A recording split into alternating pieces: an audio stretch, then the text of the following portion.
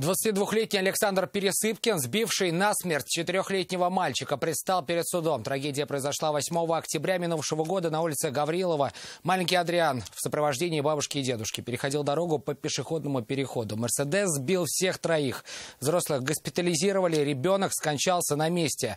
Ленар Гинатуллин узнал, что водитель иномарки вообще не имел права в тот день садиться за руль. Я хочу справедливого наказания.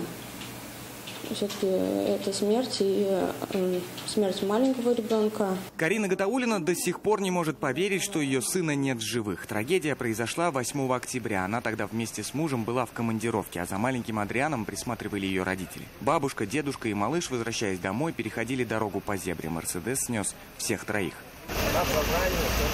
У бабушки врачи диагностировали множественные переломы ног и костей таза. У дедушки черепно-мозговую травму, а мальчик скончался на месте. За рулем был 22-летний Александр Пересыпкин.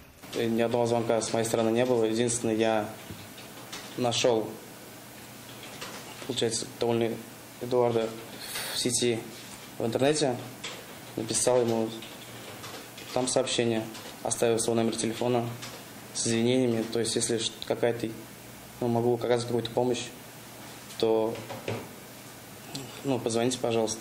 Ему огласили обвинительное заключение, допросили потерпевших и свидетелей. Александр свою вину признает и готов, говорит, понести любое наказание. Тем более в тот вечер он вообще не имел права садиться за руль. На дату 8 октября 2019 года у вас имелся ОСАГО? ОСАГО? Нет, у меня ОСАГО кончился. Отсутствие полиса ОСАГО позволило вам управлять транспортным средством 8 октября? Если в рамках закона, то нет. После заседания Александр все-таки решился подойти к потерпевшим и извиниться, сказав, что из-за плохой видимости он просто не заметил пешеходов. Фонарь стоит с этой стороны. Видно, что вся дорога освещена, ничто не прегораживает путь, и все видно идеально. Нужно не извиняться, нужно смотреть просто на дорогу. Я был удовлетворен, если бы это было более суровое наказание, например, 5 лет реального лишения свободы, и там, ладно, оставьте себе эти денежные компенсации. 17 октября на том же переходе водитель Рено сбил 28-летнюю женщину с 5-летней дочерью. Вину мужчина тогда также признал. Спустя несколько дней эту зебру с обоих сторон окружили искусственными неровностями, так называемыми лежачими полицейскими.